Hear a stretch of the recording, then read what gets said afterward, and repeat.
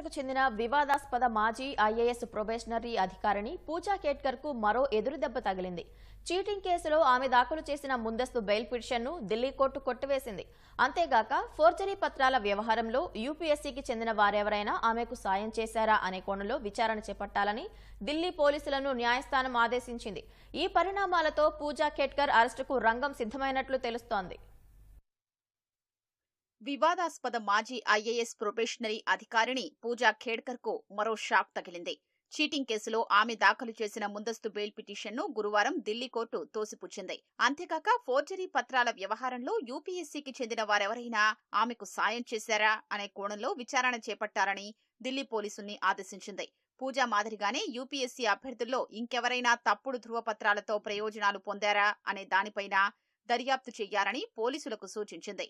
తనకు అరెస్టు ముప్పు ఉందని అంతకుముందు ఖేడ్కర్ దాఖలు చేసిన దరఖాస్తుపై బుధవారం వాదనలు విన్న న్యాయస్థానం తీర్పును రిజర్వ్ చేసింది. విచారణ సమయంలో ప్రాసిక్యూషన్, యూపీఎస్సీ తరపు న్యాయవాది ఖేడ్కర్ దరఖాస్తును వ్యతిరేకించారు. ఆమె వ్యవస్థను మోసం చేశారని పేర్కొన్నారు.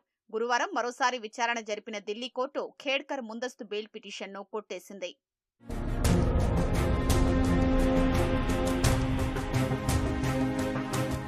పూణేలో ట్రైనీ సహాయ కలెక్టర్ గా విధులు నిర్వర్తిస్తున్న సమయంలో పూజా ఖేడ్కర్ పై అధికార దుర్వినియోగంతో పాటు యూపీఎస్సీలో తప్పుడు అఫిడవిట్ పత్రాలు సమర్పించారనే ఆరోపణలు వచ్చాయి.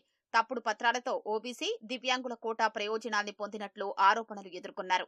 ఈ వ్యవహారంపై దర్యాప్తు చేపట్టిన యూపీఎస్సీ ఆమె అభ్యర్థిత్వాన్ని రద్దు చేసింది.